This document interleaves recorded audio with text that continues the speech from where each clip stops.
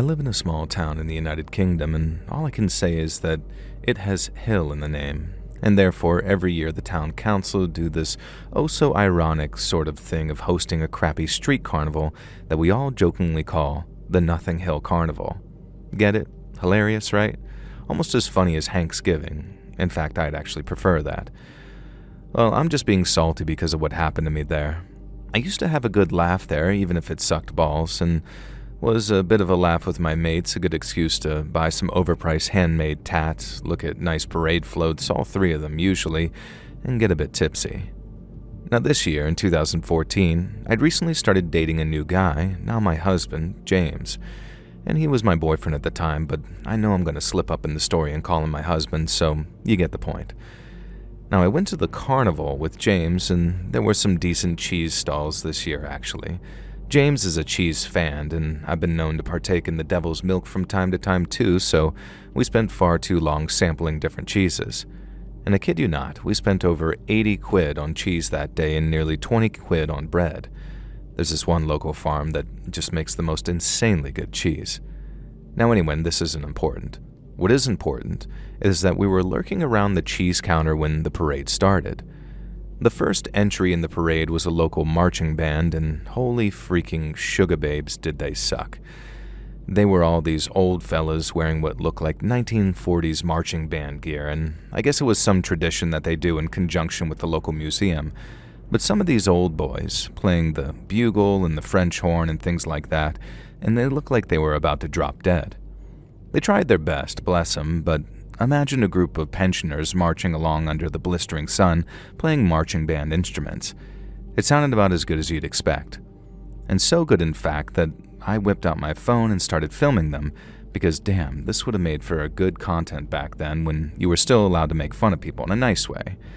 And I wish I still had the video, but my entire phone got smashed that day for reasons you'll soon find out, and the video hadn't uploaded to iCloud on my local town's then crappy 3G back then, so yeah, lost media, I guess.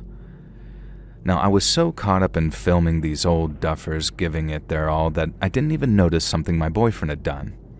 He was looking at the procession following behind the marching band, a group of tumbling, cartwheeling clowns. And by tumbling, I mean struggling, and by cartwheeling, I mean some of them could do it, sure, but half of them look more like lads who'd stumbled out of the pub and were accidentally doing acrobatics. Now, one of them was proper good at it. He was kind of a big fella, so I didn't expect him to be as spry on his feet as he was, but he was doing these sort of front flips and all sorts. It was absolutely fascinating. And that's who I thought my boyfriend was pointing to at first when he kept tugging on my elbow and telling me to look. But no, it was another clown that he wanted to check out. This other guy was thin, a lanky lad with a bald cap and green tufts of hair above his ears. Something about his gait seemed familiar, and he came pushing and shoving through the parade of clowns, storming in our direction like someone over here had actually pissed on his VHS tape of Killer Clowns from Outer Space or something. And he shoved a trumpet player out of the way, who let out a sort of goodness me and came barreling right for us. And that's when I realized that we were this bozo's intended target. He stormed right up to us in these huge clown shoes with this crappy face paint dripping down his face with sweat, clumping up on his dark facial hair.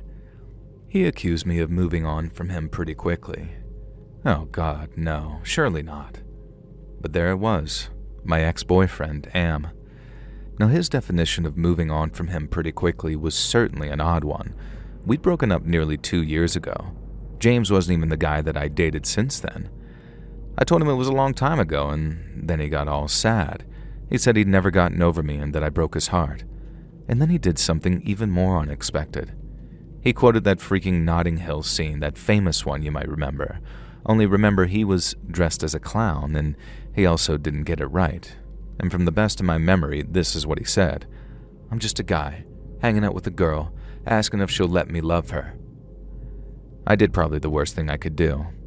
But he dressed like a half-assed clown, and I hadn't even thought about this guy in years.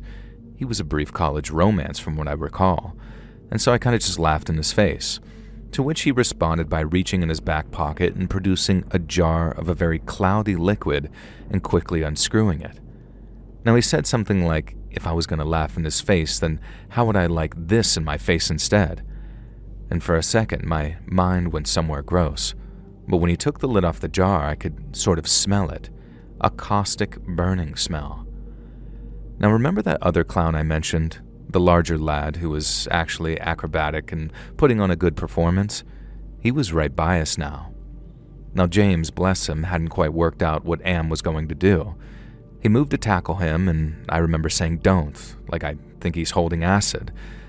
And the other clown, whose name that I'd find out later was Len, had already realized something bad was going down, but when he heard this, he came leaping out of the crowd right towards me, and I felt him slam against me just as Am threw the liquid towards me.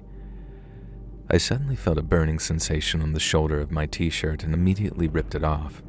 Only a splash had hit me, and I'll tell you now, thankfully whatever substance Am had cooked up, which we found out he'd stolen from the chemistry lab at the school that he worked as a janitor, wasn't that potent.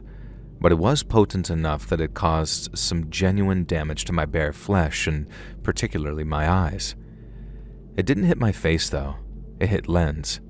Len, who it turned out was wearing thick, homemade grease paint that he swore by in his career as a clown compared to the, in his words, sticky, sicky crap that they sell at circus supply shops. I don't fully understand the science, but I know the makeup he used involved a combination of water-based lubricant and baking soda, and he swore by it for makeup that wouldn't run in the heat. It also meant that the acid, instead of destroying his face, was almost neutralized by the damn grease paint. He did end up with a few small scars, especially around his hairline where the grease paint met the wig. But Len, who is now a lifelong friend, is some kind of genius, I think. He kept his eyes shut, screamed for something to wipe his face with and some water, and he quickly asked me to soak the t-shirt and use that to wipe his face clean, and it really did manage to negate most of the damage Am would have done. Meanwhile, as all of this was going on, James was acting as my hero in another way. Now, I don't want to be one of those wives, but my husband's a bit of a hard nut, especially back then. So he was beating the absolute living crap out of Am, who, let's not forget, was dressed like a rubbish clown. And at one point he had Am down on the ground and was genuinely concerned that he was going to end up getting murder charges for curb stomping this guy. I mean, if someone had tried to acid attack him, I'd probably have done the same thing, but, you know. I yelled at him to stop and dragged him away. And thankfully there were so many bystanders and witnesses, including the local bobbies, that James really didn't risk much. Am was comfortably convinced not to press charges in exchange for a bit of leniency in the charges against him being dropped down to something a little less serious. Now, I'm not sure how I feel about that. The guy tried to permanently scar me for breaking up with him nearly 2 years ago. But hey, you take what you can in the legal system, I guess. Now, he did go to prison, and he's probably out now, but thankfully I have a restraining order against him that my lawyer ensures stays renewed and active. And so to Am, I hope you've become a better person, because to me, you'll always be a steaming pile of crap and an insult to clowns everywhere.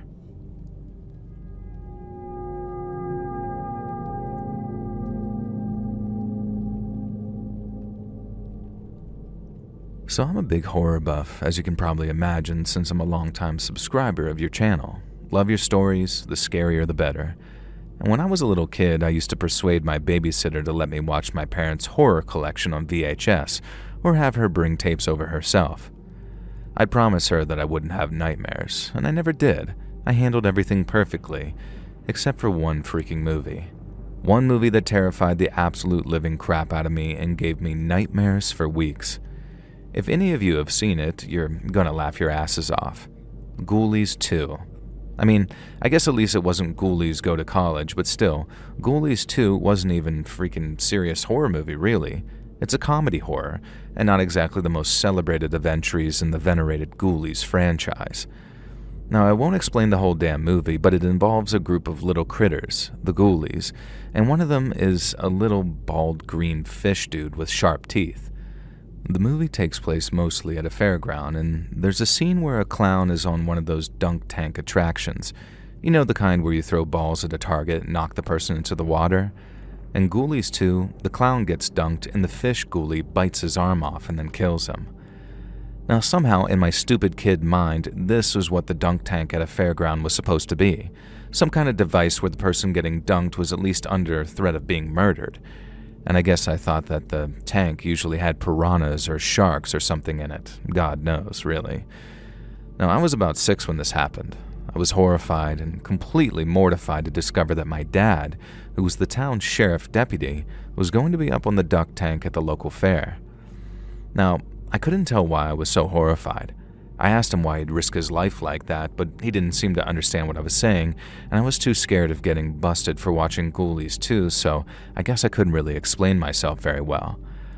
I wasn't the most logical or eloquent kid. Now, the night of the fair comes, and I'm absolutely crapping my pants at the idea of my dad being dropped into the tank of piranhas or sharks or ghoulies. And I kept crying that night until Mom threatened to ban me from the fair, and I knew that I had to attend just in case there was something I could do to save my father. Now, watching with horror as they filled the tank and he climbed up onto the seat. The tank was about 8 feet high, so neither I nor anyone else could really see the monsters that I was certain lurked within. Now, I got this genius idea that every time someone would take a throw, I'd cough or sneeze or make some kind of noise to disrupt their aim. Now, this actually seemed to work, or maybe some people in my town were just terrible shots, or they were just too afraid to dunk the sheriff's deputy. And the whole thing was just ridiculous. Dad was dressed up like a sheriff clown. He had this Stetson hat on and this huge ruff around his neck that meant that he couldn't really do anything but look forward. And the whole point of being the dunk tank clown is you're supposed to goad the missile throwers into hitting you.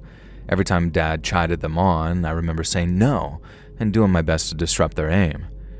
In the end, a local guy realized what I was doing and joked with my dad that his kid was trying to save him from his fate. Now, somehow I got it into my head that this meant that everyone, including my father, knew that it'd be the death of him if he fell into that water. Why would he even agree to it? I was baffled. I had no idea what to do, so I crept around the back of the tank looking for a solution. Now, sneaking through the bushes, I saw 3 teenagers. I knew that they were trouble. They had a reputation as bullies, and even my older sister, who was their age, didn't always keep the best of company, had also told me that these guys were bad news. I watched them from the bushes for a bit, and I realized that they were piercing the tank with what looked like knives and allowing it to drain into the large drainage ditch that ran along the edge of the trees lining the carnival. One of them said something like, "This'll put a stop to that monster." And in my head, I was thinking, finally, someone else who knows. And these guys know about the ghoulie, and they're going to help my dad out. And then one of the teens turned and saw me. He started to look angry, but immediately I assured him that I wouldn't tell and that they were doing a good thing. I think I even thanked them, and this made them laugh a lot and continue hacking away at the back of the tank, letting the water flow out even faster. Now remember, the tank was around 8 feet high, so nobody playing the carnival game could see the water level lowering, and I didn't realize this at the time, but the rough Dad was wearing as a part of his clown costume prevented him from looking properly downward, and thus also noticing the dropping water level. Now, the teens told me to keep quiet, and I said, "Don't worry, you've saved my father." And they looked at each other very confused like. I didn't understand at the time, but I ran back around the front to witness what? I'm not really sure. A few more players later, and someone finally hit the target, and the seat collapsed under my father, and I guess I expected him to land in the bottom of the pool like some kind of ninja, safe in the knowledge that the ghoulie or shark or whatever had been swept out into the ditch. And instead, Dad disappears from sight into the pool, and the next thing I hear is the loudest, most horrific cracking sound, and then a scream that should have woken the dead. People were running up the poolside ladder, trying to climb in and see what had happened. I was jumping, trying to get enough traction in my tiny frame to apparently clear an 8-foot wall, and all I could think was that the ghoulie had gotten him after all, and that we'd been unsuccessful in our attempts at saving him. Of course, what had really happened is that Dad had fallen around 10 feet into a pool that was no longer having water in it.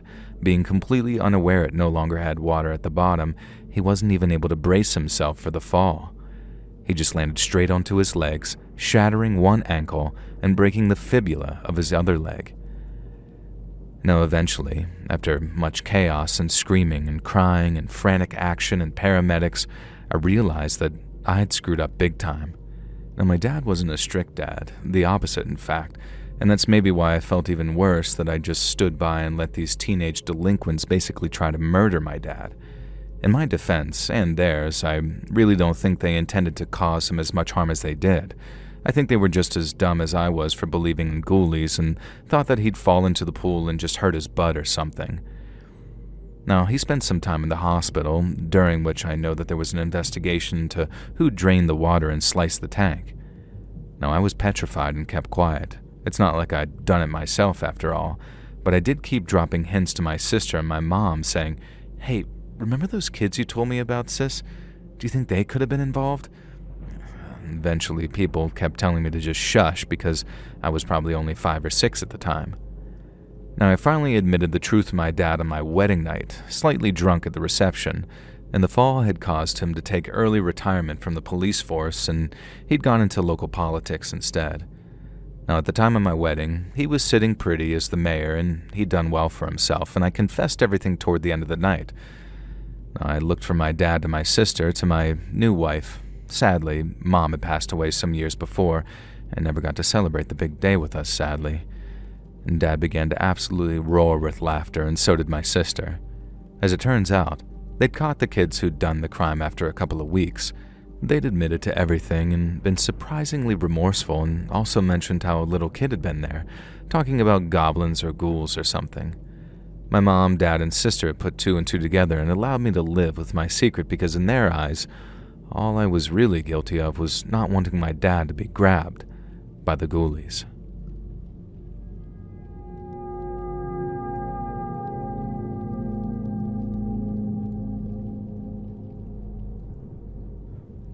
So this happened back in the 80s, before health and safety was really quite as severe as it is now.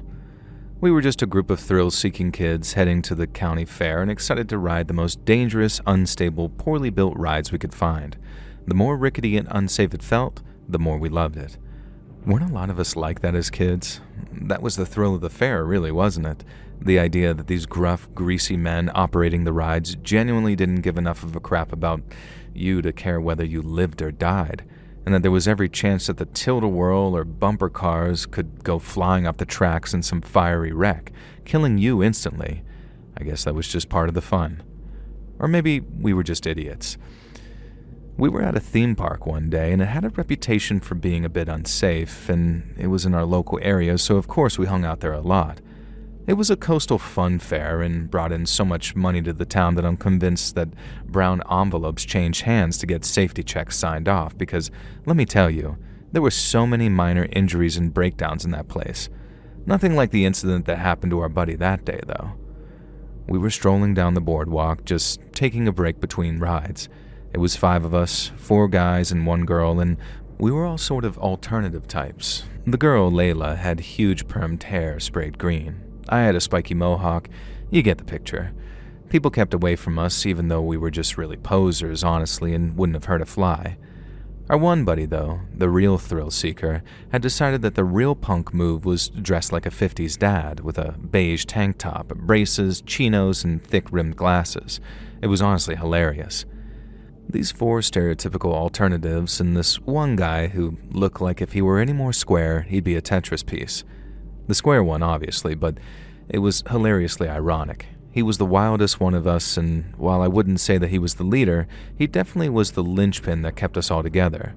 His idol was Andy Kaufman, and if that gives you any idea as to what kind of guy he was, in fact, hey, let's just call him Tony, as in Tony Clifton, the beloved Andy Kaufman character. Our buddy was always doing that impression, and he'd get a kick out of this. And so we were just wandering around and chilling when Tony stopped us all, acting all covert-like, and ushered us to duck into this little alleyway. I went to ask him what was up, but he put his finger to his lips theatrically and pointed towards this little shed, where he could hear 2 carnival workers talking. They were talking about one of the roller coasters, a fairly mid one, not even one that we'd usually bother with. One of them was telling the other one that the safety bars in the second was being a bit screwy, and so to make sure that they told the other guy running the coaster to really slam it into place, or better yet, not use that specific carriage at all. Now, Tony looked at the rest of us and just whispered, "We're doing this," and then took off into a sprint, running toward the coaster. We jogged behind him, completely aware of what he had planned without him even having to explain it to us. He was going to ride the coaster without the safety bar down and figured that if he could get there before the employee could warn the current guy on shift, he'd be able to make sure that the bar didn't lock. It had been one of his weird life dreams to ride a roller coaster bareback, as he put it. We got to the coaster, which didn't even have a line because it wasn't that popular, and the rest of us were like, "No way, man. We're not stupid. You do it if you want to," and so we did. We watched from the ground as Tony let the employee push the safety bar down, and then he gave us a wink and a thumbs up and sort of cheekily showed us that the bar wasn't locked in place properly, and the ride took off. We could see that Tony was holding the bar steady, and God damn him, he was managing it, and he was using one hand to make sure that the bar didn't fly open and the other to hold himself in place against the coaster. It was honestly really impressive. We really thought that he was going to do it. The absolute maniac was going to fulfill his dream of riding that coaster bareback. And then came the incline and the big drop. At the top, Tony leaned down towards us, a speck in the distance, and gave us another thumbs up. I guess he misjudged exactly when the roller coaster was going to shoot downward because he wasn't actually holding on when it did so. And so the roller coaster shot forward to begin its descent, building speed over the arch at the top, and Tony went flying out of that cart and through the air. And I swear it felt like slow motion, our friend's body catapulting out of the roller coaster and through the air, and I swear I saw a smile on that doofus's face, but that could have just been wishful thinking. Screams were erupting around me as people saw the body flying off that roller coaster, but it all sounded underwater to me, and my eyes just followed my friend as he ragdolled through the air. For a moment, I wondered if maybe he'd land in the sea and be fine, but I could see that he was heading toward the forested area just behind the park. I ran faster than I'd ever run before, and by now, Tony's body had disappeared from sight beyond that tree line. Now, I was the first to reach the scene, and what met my eyes wasn't so much a human body anymore. It was pieces of a body, like a person had exploded from within. I don't know if this was because he'd hit some trees on the way down or what, but I can only imagine from the amount of damage that it was very quick and he didn't really feel it. I felt it though, deep in my heart and soul, and I've been feeling it ever since. I see that scene in my dreams at least once a month, and yet I somehow know that our goofy, ridiculous friend Tony would absolutely get a kick out of dying by being catapulted off of a roller coaster. Just maybe not 21 years of age. I think he would have liked to live a bit longer than that, honestly. Unsurprisingly, this death was a bit of a step too far for that theme park, and it was forced to close down. It eventually reopened a few years later under new ownership. Tony's family tried suing the park, but it turns out that the workers who had been talking about the damaged ride had overheard Tony's declarations about riding it. And eventually, under oath, a couple of the group had to admit that Tony knew the ride was faulty, but that he'd intentionally ridden it unsafely. Now, I really don't think that Tony would have wanted that park to get in trouble for his own actions. His family did still get a payout, and the owners dealt with some hefty fines, but I think the alternative would have left them liable for manslaughter, and I know Tony wouldn't have wanted that. He died doing what he loved, riding a roller coaster in the most dangerous way possible, and while I miss him every day, I can't help but hope that he's up there somewhere, laughing his ass off with Andy Kaufman at his own stupidity.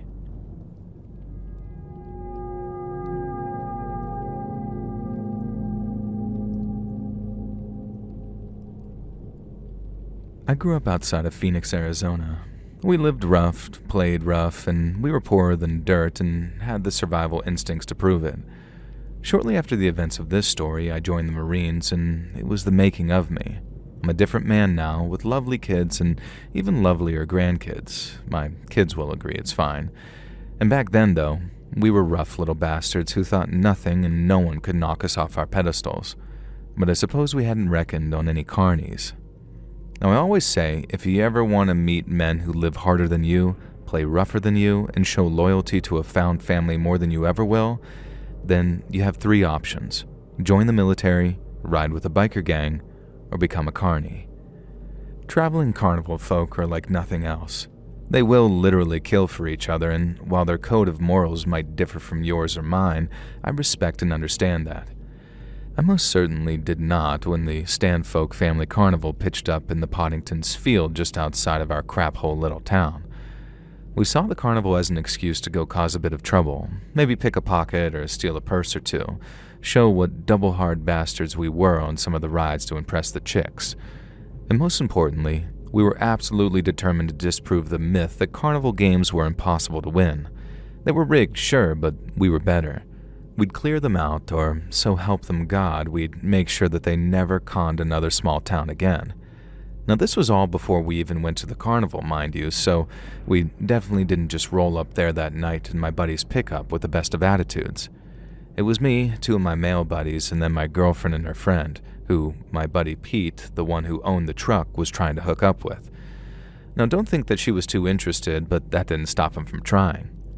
We tried a couple of rides, but mostly we were determined to look good to the girls and win some carny game prizes, so we got hopped up on churros and soda and headed to the games area.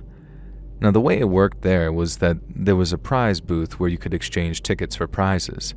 Each carnival game let you win tickets, and there were big signs saying win 20 tickets here and get 50 tickets there, so it looked like things were doable. Me and my girlfriend wandered over to the prizes tent first, and she set her eyes on this big, fat, plush octopus. She was absolutely in love with the damn thing. This big, green, chubby dude, big as a St. Bernard, I can remember it perfectly, and it was only 100 tickets. Holy crap, I thought. That was like 2 or 3 major wins on the carnival games. Now first, I headed to the shooting range, where you had to shoot some moving metal ducks with these BB guns, and each downed duck was worth 1 ticket, and if you got 10, then you got a 10-ticket bonus. Firstly, I'm a good shot. I grew up dirt poor and with nothing to do, so shooting cans with an air rifle was an actual genuine pastime of mine. I spent $3 to get 30 shots, which was a decent amount of money back in the 70s, and I managed to down 10 total ducks. I was pretty furious because I had missed the first 4 or 5 shots due to the gun being incorrectly calibrated, a well-known carnival game trick.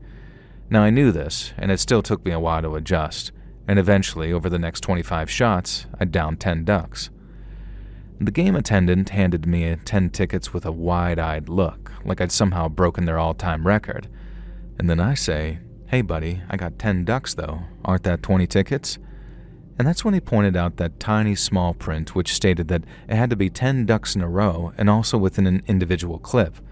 So you have to spend $1 and hit every target using the bullets from that dollar. Clearly some absolute BS designed to prevent you from basically ever getting the bonus tickets. Now next was the ring toss, and this was just straight up outright impossible. The rings were too small to fit over the boxes, another famous carny trick. And of course, when you accuse them of that, they drop the ring over the box and show that no, it does fit. Yeah, it fits when you're dropping it from above, you person, but it's pretty much impossible to land a single target. The guy even gave me a free ticket for, in his words, sucking worse than anyone else he's ever seen play the game. I knew that he was trying to bait me into spending more or getting violent, but I wasn't having it. Instead, I gathered the boys together and sent them off to try winning these tickets. I could see my girl looking at me like, why am I with this loser? Or at least I felt that way at the time, and I was damn well gonna get those 100 tickets I needed. I had 11, it would be doable. And here's how it went down. My buddy, who was a star baseball pitcher, managed to get a measly 4 tickets from tossing baseballs at cans. The hook-a-duck was even worse, and we got 1 ticket from that. Throwing darts at playing cards, we did well at that, only to be told afterward that the rules stated that you have to hit them in numerical order for them to count. Sure, it was written there, but put it this way, my vision was strong enough that I passed the military entrance exam flawlessly, and there was no way that I could have read that sign. We tried the basketball game for a while, but it was obvious that the hoops were too small for the balls. Why we decided that we could beat the carnies at their own game, I have no idea, and at this point we had 20 tickets, a fifth of what I needed for that octopus. Now it was enough for a prize. We could have gotten a little toy Spider-Man or some doll or used the tickets for free rides. But no, I was determined to get my girl that freaking octopus and I was about to run out of money. I made one last attempt. I persuaded my friend to take my girl elsewhere and then went crawling to the prize tent and begged them to let me just buy the octopus from them. I had $20 left in my name for my paycheck, and that was meant to last for almost a month, and I offered them the entire $20. He told me that he'd been my age once, and he knew the value of impressing a chick, but his dad, who ran the carnival, would kick his ass if he sold it to me for $100, let alone $20. He was trying to be nice, I know he was, but I was an arrogant little crap, so what I did was turn, point at the Ferris wheel and yell, "Holy crap, that ride's on fire!" And the prize tent guy instinctively turned, just for a second, and I shoved him over, leaped the counter, grabbed the octopus, and then off I was running. I screamed at my friends to follow me, that we had to get back to the truck. They saw me hooning it down the fairway, waving this giant octopus plushie over my head, and they knew crap was about to go down. And suddenly, I stopped in my tracks. This huge guy holding a chain stood in front of me, and I could see this corporate-looking name tag stuck to his leather jacket that read Stan Stanfolk, and I guessed he was the owner. He accused me of trying to take off with his octopus, and I said I wouldn't have this if this carnival games weren't rigged and if they had any honor. And this is how I know carnies do have honor. They just see those of us who play their game as entering into a tacit agreement to be screwed, I guess. I've since talked to other carnies about this, including a couple I met in the service, and I feel like I understand where these guys were coming from a lot more now. I didn't at the time, though. Stan Stanfolk was so incensed at me calling a spade that he told me he and his family were going to chain us up behind their bikes and drag us through our podunk little town until we were begging for our lives. And then chaos broke out behind me. My buddies had taken it upon themselves to start smashing up the rig booths until whatever they could get their hands on, garbage cans, benches, baseball bats from one of the games, all sorts of stuff. Stanfolk and the carnies had no idea who to go after first. As he was momentarily distracted, I shoulder charged him and snatched the chain from him, and then I ran to the offending shooting gallery and slammed the chain down into the counter. All in all, I don't think we did that much damage, but we did enough so that in our minds, we'd caused the carnies who'd been ripping off honest folk a decent hit to their income. And like I say, I see things differently now, and I think it was our own damn fault for willingly playing games that we knew we couldn't win and deciding that we deserved to win anyway. Maybe others will disagree and think that the carnies got what they deserve. All I'm going to add to this is, after I joined the military and had a wage, Stan Stanfolk's traveling carnival received a small, mysterious donation every month from an unknown source. Now back to the story, though. Me and the buds floored it. I grabbed my girl and practically carried her to the truck, leaping into the back with her and her friend. Pete got into the driver's seat and our other buddy in the passengers, and we kicked dust and flew out of there. We were not home free, though. At least 3 or 4 carnies on motorcycles began chasing us and shouting things we couldn't hear, but they were certainly threats, I would think. And the chase felt like it went on for hours, but it couldn't have been that long. And this is where I made my fatal mistake, though. Being a cocky a-hole, I semi-stood up in the back of the bed of the truck and waved the plush octopus at them as if to taunt them, and I freaking lost my hold of the thing, and it flew out of my hands and off into the desert. All that effort, and I'd lost the goddamn octopus anyways. Eventually, the carnies clearly gave up, knowing they'd come off worse than us if the law got involved, and unsurprisingly, they did report our act of vandalism, and the next day the traveling fair had mysteriously left town. Me and my buddies tried to backtrack over the route that we'd traveled during the chase, but there was no sign of that freaking octopus. The girl that I'd been trying to impress broke up with me that next day. Needless to say, she was not impressed by someone who flew off the handle and smashed up a carnival just to steal her a toy. And last I heard, she'd married someone in software, I guess. Now, like I said, I'm a very different guy now. I'm ashamed of that night, and I'm sure there's a carny out there, probably the owner's son that I shoved and stole the octopus from, who tells the same event as his own scary story of the night a group of Arizona rednecks smashed up their carnival. And I can't say I'd blame him. All I know is the military set me right, and I avoided any real legal trouble in my idiot youth, and for both of those things, I'm deeply grateful. And for any carnival folk out there or any fellow Marines, Semper Fi, fam.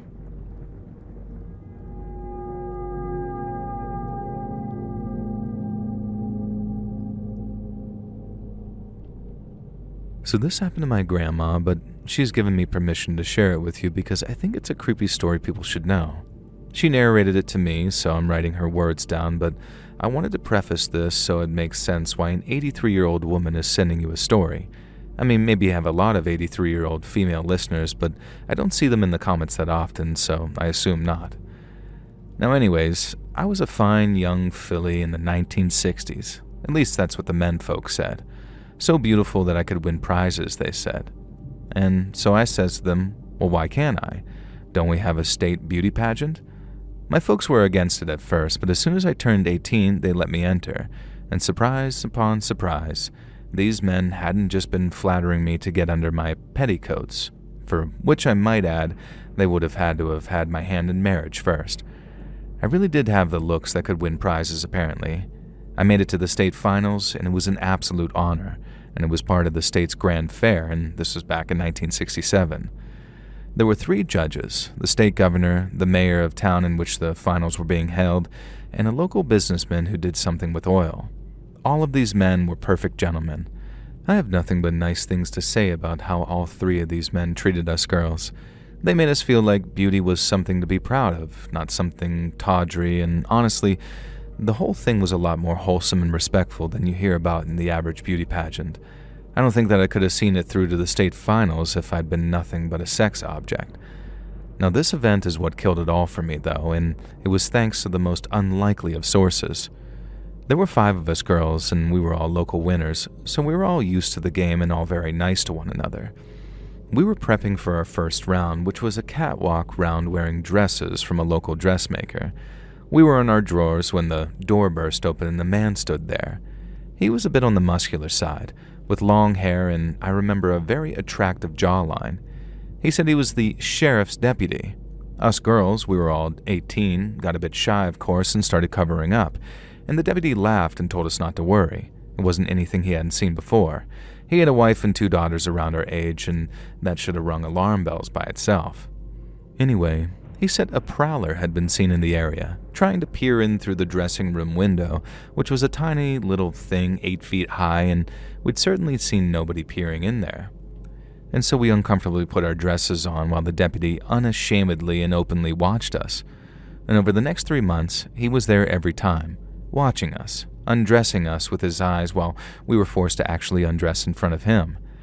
And then finally, it's the swimsuit round, and of course, to change for this, we have to get fully naked. Surely the deputy wouldn't be there for that. But he was. One of the more outspoken girls told him that she wasn't comfortable with his presence, and he got a little angry. He whipped out his badge and asked her if she really wanted to risk her place in the competition, or even face obstruction of justice by posing as a problem.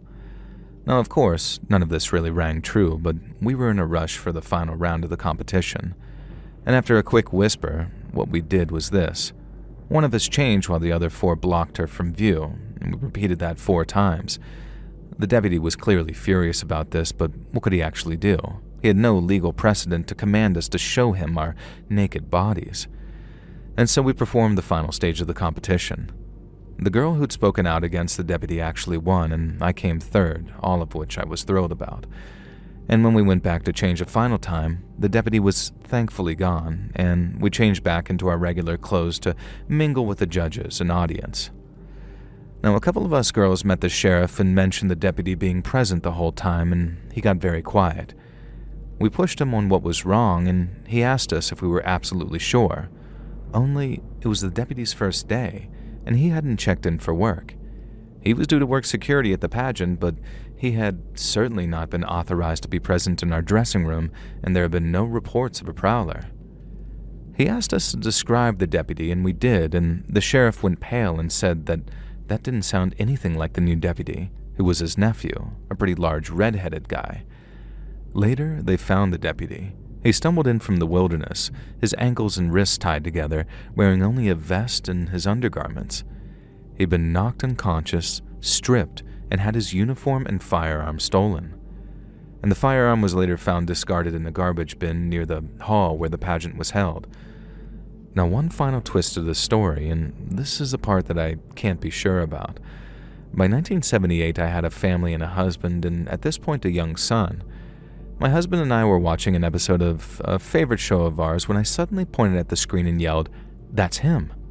My husband asked who, and I said that I was sure as shells were shells that one of the contestants on this game show was the fake deputy from the beauty pageant terror. My husband laughed about this, and so did I. Realistically, what chance was there that a guy who knocked out a sheriff's deputy and then faked being him just to creep on women in the 60s was a contestant on the dating game on the 13th of September 1978? And like I said, I can't be sure. But all I'll say is that when I identified him, all I believed I was looking at was a contestant on the dating game, a contestant they introduced as Rodney Alcala. Now, the more I think about it as time goes on, I do think the creep who perved on me just looked like him, but there's still a chance, a terrifying chance, that the fake deputy we met was the dating game killer.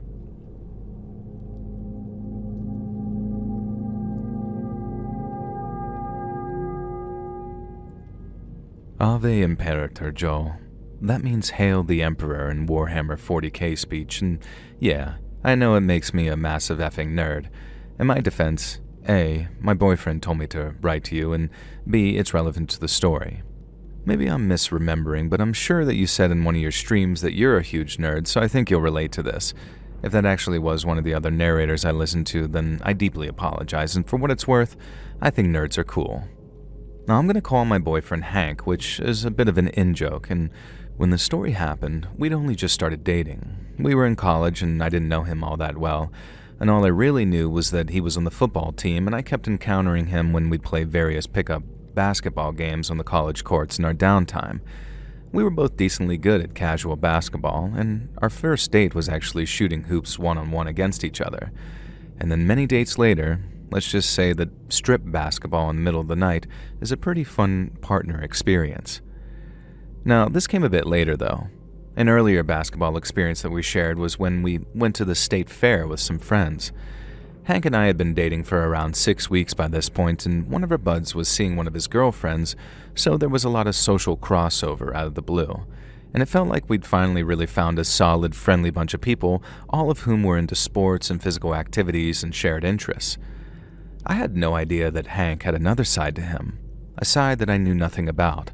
A side drenched in blood and dust and rivalries that could spill over into our perfect life. The state fair was always awesome. We always went in the evening and when there were fewer kids running around. The glowing neon lights of the rides and attractions just felt so magical, even as a college kid. The state I went to college in wasn't where I'd grown up. I'd been raised in a much more urban location, so this kind of fair was both a novelty and an extremely exciting treat. And this was the first year that I got to experience it with Hank and my new friends, so I thought everything was going to be perfect. It was, at first. We went on a really scary roller coaster, which I loved because I got to squeeze up to Hank. And then we went to the Ferris wheel, which bothered me a little because I thought that it would be an excuse for a little makeout time, but Hank seemed distracted by something or someone in one of the other carts on the Ferris wheel. Now I asked him what was up and what he was looking at, and he said it didn't matter. Just that he could have sworn that he recognized a guy, but there was no way that it could have been him. I didn't press him on it because he seemed so serious, and I was still at that stage where you were kind of courting, I guess, so I wanted to impress him and not just piss him off. And so we met back up with our friends, and next we headed into the Hall of Mirrors. Now we all found this hilarious, looking at ourselves all distorted and weird and ugly looking, and again though, Hank was distracted. I asked him again what was wrong, and this time he looked at me very serious and said that he thought we were being followed. I asked who would be following us, and he just shook his head and said, yeah, it can't be. Now at this point I tried to press him on it, but he just laughed and said that he was being a dumbass as usual. I couldn't help noticing, though, that he kept looking over his shoulder in the Hall of Mirrors and turning quickly as if to catch someone following us. Now, the place was pretty busy, so it was hard to tell if there was even anyone with reflections all over the place. And in the end, Hank sort of laughed it off, and I did my best to distract him by pointing out some cool stuff that we could do next. And the next thing was a haunted house attraction that you walk through. I love horror, and I was excited for this one, but I pretended to be terrified by every jump scare and silly face-painted ghouls, so I had an excuse to grab hold of Hank and play up my Scream Queen aspirations. The haunted house was busy too, and there were 6 of us trying to stick together in the cramped corridors. Hank was absolutely insistent that someone was following us again, though, and when a creepy masked actor burst out of a closet, he almost punched him in the face on instinct. I was starting to get a little more nervous, honestly. Who could be stalking Hank that could have him so spooked?